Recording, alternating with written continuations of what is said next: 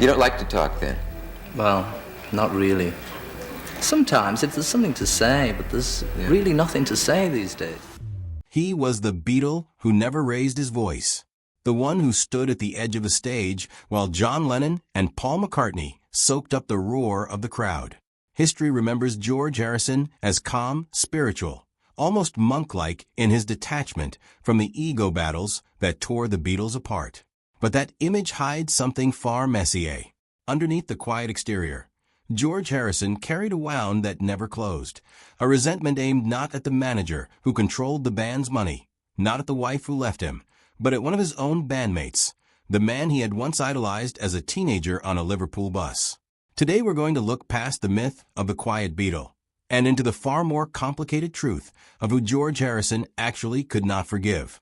Long before he was a rock star, George Harrison was just a working-class kid from Liverpool who wanted to be noticed by an older, sharper, more confident boy named John Lennon. When Harrison auditioned for Lennon's skiffle group, the Quarrymen, in 1958, Lennon initially dismissed him as too young. George was barely 15, but he was tenacious, and eventually his guitar skill won him a place in the band. From that point forward, Lennon became something like an older brother figure to Harrison, someone whose approval mattered enormously, and whose scorn cut deep. That imbalance in the relationship never really went away. Even as the Beatles rocketed to global fame, Harrison remained, in many ways, the kid trying to prove himself to John. And Lennon, for all his brilliance, was not always a generous mentor. He could be cutting, dismissive, and quick to make someone feel small if it suited his mood. For years, Harrison absorbed that treatment quietly. But quiet does not mean forgiving. It means storing something up. The engine of the Beatles was always Lennon and McCartney. Their songwriting partnership produced the singles, the albums, and the fame. Harrison, meanwhile, was handed the leftovers, 1 or 2 tracks per record if he was lucky. And even those had to survive the scrutiny of 2 men who considered themselves the band's real creative core. Where McCartney's control over the studio created friction that was at least tangled up in mutual respect, Lennon's attitude toward Harrison's songwriting often came across as flat indifference. Harrison would later say that his songs simply weren't taken seriously by Lennon for most of the 1960s, treated as filler rather than genuine contributions worth developing. Imagine spending a decade writing music, watching it get pushed to the margins of your own band's albums by someone you once looked up to, someone who barely bothered to engage with what you'd made. That's not the kind of thing a person shrugs off. It accumulates. By the mid-1960s, Harrison had begun a spiritual awakening that would define the rest of his life. He immersed himself in Indian classical music, studied sitar under Ravi Shankar, and increasingly turned toward Hindu philosophy and meditation as an antidote to the emptiness he felt underneath Beatlemania. For Harrison, this wasn't a fad or a costume. It was the beginning of a genuine, lifelong search for meaning. Lennon's reaction to this transformation was not always kind. While he dabbled in meditation himself during the Beatles' famous trip to Rishikesh in 1968, Lennon's engagement with spirituality tended to run hot and cold, often laced with sarcasm once his interest cooled. Harrison, who had staked something deeply personal on this path, found himself on the receiving end of jokes and offhand dismissals from the same man whose opinion had shaped him since adolescence. Being teased about your musical experiments is one thing. Being mocked for the thing that gives your life meaning is another. For a man as private and sincere as Harrison, that sting lasted. By 1968, the cracks in the Beatles had become impossible to hide. Recording sessions for what would become the White Album were tense, fractured, and, at times, openly hostile. Ringo Starr walked out for 2 weeks, frustrated by the atmosphere in the studio.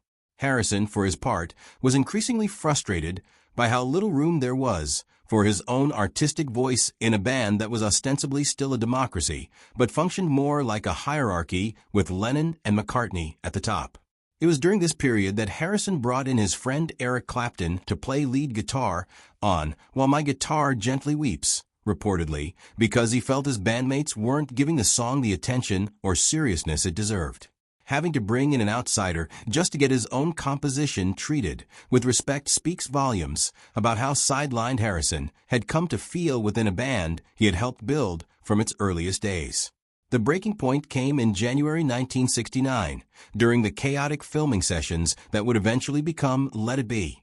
The Beatles were rehearsing at the cold, sterile soundstage of Twickenham Studios, cameras rolling to document what was supposed to be a return to their raw, live roots. Instead, the sessions captured something else entirely, for men who no longer enjoyed being in a room together. On January 10th, after a tense exchange, George Harrison quit the band. He simply got up, told the others he was leaving, and walked out. Reports from those present describe a blunt confrontation between Harrison and Lennon just before the walkout, one that laid bare years of accumulated frustration. For a man known for keeping his emotions in check, the decision to walk away from the most famous band in the world says everything about how unbearable the dynamic with Lennon had become for him. Harrison returned less than 2 weeks later, but only after the group agreed to abandon some of Paul McCartney's plans and relocate the sessions to Apple Studios. The wound, however, didn't heal. It scarred over. When the Beatles finally split in 1970, Harrison seemed almost relieved to be free of the internal power struggles that had defined the band's final years. He threw himself into a prolific solo career, releasing the triple album All Things Must Pass, a record stuffed with songs that had been rejected or ignored by Lennon and McCartney during his time in the band. It was, in many ways, an act of quiet vindication. Look, the album seemed to say, at everything you refused to hear. Even after the Beatles disbanded, Harrison's relationship with Lennon remained complicated. The two men occasionally collaborated. Lennon contributed to some of Harrison's solo work, and Harrison played on a few of Lennon's tracks. But the closeness of their teenage years never fully returned. Lennon, settled in New York with Yoko Ono, had moved into a different chapter of his life, one increasingly focused on political activism and his own reinvention as an artist independent of the Beatles' legacy. Harrison, meanwhile, continued to nurse private frustrations about how he had been treated during the band's final years. Perhaps the clearest evidence of how deep this resentment ran comes from Harrison's own memoir, I Me Mine, published in 1980. In a book that spans his entire life story, his childhood, his spiritual journey, his songwriting, his marriages, Lennon is conspicuously, almost shockingly, absent. For a man who had spent over a decade of his life in close creative partnership with John Lennon, the omission wasn't an oversight. It was a statement. Friends and biographers have long noted that Harrison's silence on Lennon in his own life story spoke louder than any bitter quote ever could. You don't accidentally leave out one of the most important relationships of your life from your own memoir. You do it because putting it into words would mean confronting feelings you'd rather not revisit. Then, on December 8, 1980, John Lennon was murdered outside his home in New York City. The news devastated the world, and it devastated George Harrison in particular. Whatever complicated, painful history existed between the two men, Lennon's death forced Harrison to reckon with the fact that whatever chance remained for reconciliation, for closure, for finally saying the things left unsaid, was gone forever. Harrison's grief was profound, but so reportedly was his anger, not at Lennon, but at the senselessness of his death, and perhaps at himself, for the years spent holding onto resentment toward a man who could no longer explain himself, apologize, or simply talk things through the way old friends do. In the months following Lennon's murder, Harrison withdrew from public life to some degree, shaken not only by grief, but by the surreal horror of losing a friend to violence. In 1981, Harrison released All Those Years Ago, a tribute song to Lennon featuring Paul McCartney and Ringo Starr. On its surface, it was a loving eulogy, celebrating Lennon's genius and mourning his loss. But listen closely to the lyrics, and there's an undercurrent of something more complicated, a mixture of admiration, grief, and an almost pleading tone, as if Harrison were trying to make peace with a relationship that had never fully healed while Lennon was alive. Grief has a way of surfacing everything that was left unresolved, and for Harrison, that meant confronting just how much unfinished business existed between them. It's worth pausing here to address the obvious question. Wasn't Harrison's rivalry with Paul McCartney supposed to be the real story? For decades, fans and biographers alike have focused on the tension between Harrison and McCartney. McCartney's perfectionism in the studio, his tendency to dominate arrangements, his occasionally condescending attitude toward Harrison's musicianship. That relationship was undeniably fraught, and Harrison himself spoke about it at length in interviews over the years, sometimes with real frustration, sometimes with the kind of affectionate exasperation people reserve for family. But the McCartney relationship, for all its friction, had a different texture.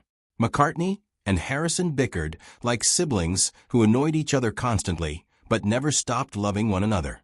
Even at their most tense moments, there was a baseline of mutual respect and a shared sense of history that neither man ever fully abandoned.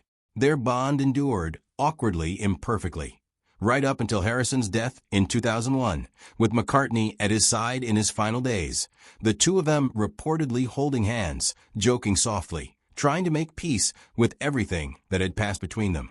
The relationship with Lennon operated on a different, colder frequency. It wasn't sibling squabbling. It was something closer to unrequited mentorship, a younger man who never stopped seeking validation from an older one who often failed to give it, and who, by the time either of them might have been ready to fully address it, was gone. That kind of grievance doesn't get resolved through bickering and reconciliation. It just sits there, unfinished, which may be exactly why it cut deeper than anything that happened with McCartney. None of this means George Harrison hated John Lennon in any simple sense.